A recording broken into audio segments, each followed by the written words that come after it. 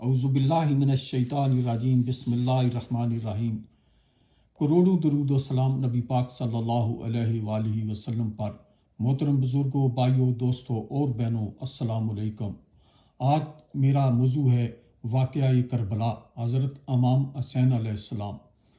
یہ وہ ہستی ہے حضرت امام حسین علیہ السلام اور ان کے بھائی حضرت امام حسن علیہ السلام کہ جن کو نبی پاک صلی اللہ علیہ وآلہ وسلم نے پورے جسم کو کئی بار چوما اور بہت آپ پیار کرتے تھے۔ یہ واقعہ جو ہے واقعہ کربلا، آج اس کو میں نے موضوع اس لیے بنایا ہے کہ یہ بہت بڑا حق و باطل کا بہت بڑا معرکہ تھا۔ اس وقت بھی بہت ضرورت تھی تو حضرت امام حسین علیہ السلام نے قربانی دے کر حق کو آج تک زندہ رکھا اور رہتی دنیا تک انشاءاللہ زندہ رہے گا۔ لیکن آج بھی اس کی جو ہے وہ بہت ہی ضرورت ہے۔ آپ ریاستوں کی حالت دیکھیں، آپ گلی محلے کی حالت دیکھیں، ریاستوں سے لے کر گلی محلے تک ظلم و زیادتی ہوتی ہے، باطل کا نظام جو ہے وہ عروج پر ہے اور حق کی جو آواز ہے وہ کم ہے۔ تو میں اس لیے اس کا انتخاب کیا ہے اس موضوع کا کہ آپ اور میں جہاں بھی ہیں ہمیں ہمیشہ حق کے ساتھ رہنا چاہیے اور حق کا ساتھ دینا چاہیے، خواہ ریاست کے معاملات ہوں یا گاؤں محلے کے معاملات ہوں، لیکن ہمیں حق کے ساتھ رہنا چاہیے۔ تو میں اس لیے حضرت امام حسین اور واقعہ کربلا کا آج انشاءاللہ مختصر اور اس کو واقعے کو بیان کرنے کی کوشش کروں گا۔ تو مدینے سے مکہ آپ نے حضرت امام حسین علیہ السلام نے 28 رجب کو اور 60 ہجری کو مدینہ سے نکلے اور شعبان کے شروع میں مکہ شریف پہنچے۔ یہ سفر اسلامی تاریخ میں حق و باطل کے درمیان ایک معرکہ ہے۔ مکہ شریف سے کربلا 8 ذو الحج کو مکہ شریف سے روانگی کے بعد امام علی مقام کا قافلہ راستے میں 14 مقامات پر رکا۔ تو 14 میں سے میں آج 5 کا ذکر کروں گا انشاءاللہ، اور آئندہ ویڈیو میں جو ہے اس واقعے پر انشاءاللہ ویڈیو بناؤں گا، کیونکہ اگر ساری تفصیل بنوں، کیونکہ اس واقعے کا اور اس موضوع پر تو جو ہے کتابیں لکھی جا سکتی ہیں، پڑھی جا سکتی ہیں، لیکن میں کوشش کروں گا انشاءاللہ کہ اس واقعے پر جو ہے آئندہ بھی ویڈیو بناؤں اور اس میں کچھ جو ہے وہ ذکر کروں۔ تو میں ان مقامات پر جہاں پر حضرت امام حسین علیہ السلام رکے ہیں ان کا ذکر کرنے سے پہلے میں جو حضرت امام حسین علیہ السلام نے جو وصیت نکلنے سے پہلے لکھی اور جو خطبہ دیے ان کا ذکر کروں گا۔ تو حضرت امام حسین علیہ السلام نے مدینہ سے نکلنے سے پہلے جو وصیت لکھی، اس کا مضمون کچھ یوں تھا: میں اپنا وطن کسی شر و فساد پھیلانے اور ظلم و ستم کرنے کی خاطر نہیں چھوڑ رہا ہوں، بلکہ مدینہ شریف سے روانگی کا مقصد یہ ہے کہ اپنے نانا حضرت محمد مصطفیٰ صلی اللہ علیہ وآلہ وسلم کی امت کی اصلاح کروں اور امر بالمعروف اور نہی عن المنکر کروں، اور میں اپنے نانا رسول صلی اللہ علیہ وآلہ وسلم اور بابا علی بن ابی طالب کی سیرت پر عمل پیرا ہونا چاہتا ہوں۔ روانگی سے قبل حضرت امام حسین علیہ السلام نے اپنے خاندان اور اہل مدینہ کو جمع کیا اور تاریخی خطبہ دیا۔ فرمایا کہ یزید کی بیعت سے انکار فرمایا اور یزید جیسے ظالم، فاسق اور فاجر شخص کی بیعت کرنا دین اسلام کے اصولوں کے خلاف ہے۔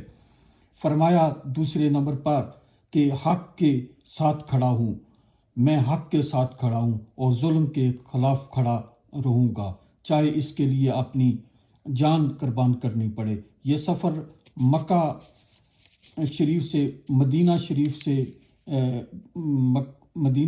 سے مکہ تک اور پھر کوفہ اور آخر کار کربلا تک پہنچا، جہاں حضرت امام حسین علیہ السلام نے شہادت کا عظیم واقعہ شہادت پیش کی اور حق و باطل کے درمیان فرق واضح کر دیا، اور یہ فرق انشاءاللہ رہتی دنیا تک رہے گا۔ ایک گروپ ہمیشہ حق کے ساتھ ہوتا ہے اور دوسرا باطل کے ساتھ ہوتا ہے.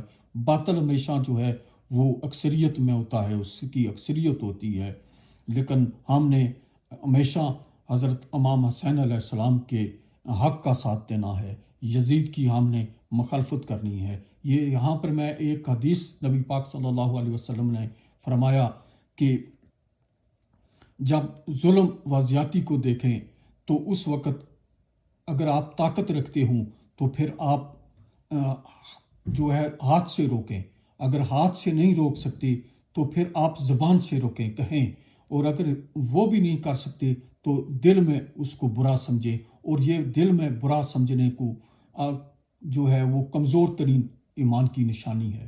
اس لیے ہمیں جتنی بھی ہمارے پاس قوت ہے، طاقت ہے، وہ ہمیں استعمال کرنی چاہیے، اور ہمیں ہمیشہ حضرت امام حسین علیہ السلام کا ساتھ دینا چاہیے، ہمیں حق کا ساتھ دینا چاہیے اور باطل کی ہمیشہ مخالفت کرنی چاہیے. خواہ وہ ریاستی معاملات ہوں یا ہمارے گلی محلے میں کوئی ظلم زیادتی کر رہا ہو، تو ان معاملات میں بھی ہمیں ہمیشہ حق کا ساتھ دینا چاہیے. تو مکہ سے کربلا کا فاصلہ تقریباً 1381 کلومیٹر ہے. آج یہ فیصلہ گاڑی کے ذریعے 18 گھنٹوں میں طے کیا جا سکتا ہے، لیکن 60 ہجری میں یہ سفر کافی طویل اور دشوار تھا. امام حسین علیہ السلام نے اپنا سفر 8 ذی الحج کو شروع کیا. مکہ سے روانگی کی تاریخ کی کتابوں میں 14 ایسے مقامات کا ذکر ہے جن پر امام حسین علیہ السلام نے قیام کیا یا لوگوں کو خطبات دیے. یہ مقامات درج ذیل ہیں. میں انشاءاللہ جس طرح پہلے میں نے بتایا ہے کہ 5 کا ذکر کروں گا، اور انشاءاللہ دوسرے مقامات دوسری ویڈیو میں جو ہے وہ جو دوسرے مقامات ہوں گے ان کا ذکر کروں گا. تو میں آج آپ یہ سوچیں کہ آج جو میرے دوست اور بہن بھائی جو ہیں وہ سعودی عرب گئے ہیں، انہوں نے دیکھا ہے کہ ابھی تھوڑے درخت ہیں، تھوڑا سبزہ ہے وہاں پر، لیکن اس وقت آپ دیکھیں کہ تصور لائیں کہ یہ سفر کتنا مشکل تھا، اور ان ہستیوں نے یہ سفر جو ہے طویل اور دشوار کس طرح طے کیا ہوگا. یہ سوچیں، پانی کی کمی، سایہ جو ہے وہ نہ ہونے کے برابر تھا. ابھی بھی جب آپ شہر سے باہر نکلتے ہیں، سرا میں جاتے ہیں، تو سعودی عرب یا عرب ممالک میں سفر کرنا بہت ہی مشکل ہے. تو میں یہاں پر آپ کو بتاؤں کہ جو پہلے جس جگہ پر حضرت امام حسین علیہ السلام اور آپ کا قافلہ جو ہے وہ رکا ہے، اس کا نام ہے الصفا. تو یہ پہلا مقام تھا. امام حسین علیہ السلام اس جگہ پر عرب کے مشہور شاعر الفرزوق سے ملے اور اس سے کوفہ کے حالات پوچھے. تو شاعر بولا کہ کوفہ والوں کے دل آپ کے ساتھ ہیں اور ان کی تلواریں آپ کے خلاف ہیں. جس پر امام حسین علیہ السلام نے جواب دیا، اللہ جو چاہتا ہے وہ کرتا ہے، میں اپنا سب کچھ اس پر چھوڑتا ہوں کیونکہ اسی نے مجھے حق پر چلنے کا عندیہ دیا ہے. دوسری جس جگہ پر آپ کا قافلہ رکا وہ ذات عرق ہے. مکہ شریف سے کوفہ جاتے ہوئے یہ دوسرا مقام ہے جو مکہ شریف سے تقریباً 92 کلومیٹر پر ہے. اس مقام پر امام کے چاچا زاد بھائی عبداللہ ابن جعفر اپنے 2 بیٹوں اون علیہ السلام اور محمد علیہ السلام کو ان کی ماں حضرت زینب علیہ السلام کے پاس لائے تاکہ وہ امام کی مدد کر سکیں. تو انہوں نے امام علیہ السلام کو مدینہ شریف واپس لوٹنے پر قائل کرنے کی کوشش کی کہ آپ واپس جو ہے مدینہ شریف چلے جائیں، مگر حضرت امام حسین علیہ السلام نے جواب دیا کہ میری منزل کا فیصلہ اللہ کے ہاتھ میں ہے. یہ مقام جو بھی اللہ کا فیصلہ ہے میں اس پر عمل پیرا ہوں گا. تیسرے مقام پر جہاں آپ رکے وہ ذات عرق سے کچھ کلومیٹر جو ہے آگے ہے. اس مقام پر امام علیہ السلام نے یہ قیس بن مصر کو ایک خط دے کر کوفہ بھیجا اور عرق سے آنے والے عبداللہ بن متی سے ملاقات کی، اور اس نے امام علیہ السلام کے ارادوں کے بارے میں سنا تو انہیں آگے جانے سے روکا اور بولا کوفہ والوں پر بھروسہ نہیں کیا جا سکتا، وہ اہل وفا میں سے نہیں۔ مگر حضرت امام حسین علیہ السلام نے اپنا سفر جاری رکھا۔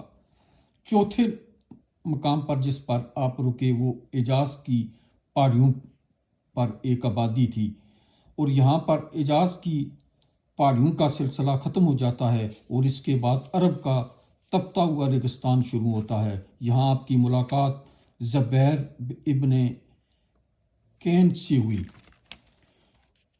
انہیں جب پتہ چلا کہ حضرت امام حسین علیہ السلام کس مقصد کے لیے جا رہے ہیں تو اپنا تمام سامان اپنی زوجہ کے حوالے کیا اور کہا کہ تم گھر جاؤ، میری خواہش ہے کہ میں حضرت امام حسین علیہ السلام کے ساتھ شہید ہو جاؤں۔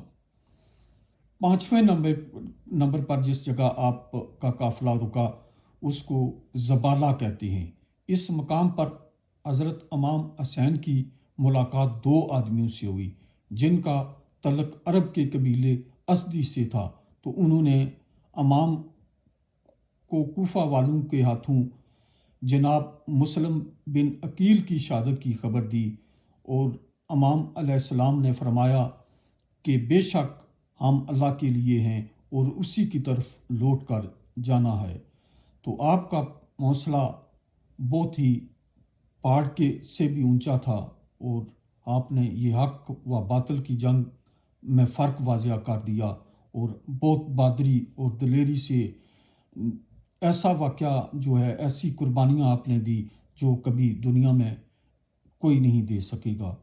تو آپ کی عظمت کو سلام، اور آپ کے درجات اللہ پاک بلند کرے، اور ہمیں بھی اللہ تعالیٰ اس راستے پر چلنے کی توفیق عطا فرمائے اور حق کا ساتھ دینے کی توفیق عطا فرمائے۔ انشاءاللہ میں اس موضوع پر وقتاً فوقتاً جو ہے وہ بات کرتا رہوں گا، ویڈیو اپلوڈ کرتا رہوں گا، کیونکہ یہ ایک دنیا میں جو ہے تاریخی واقعہ ہے اور حق و باطل میں فرق واضح کرتا ہے۔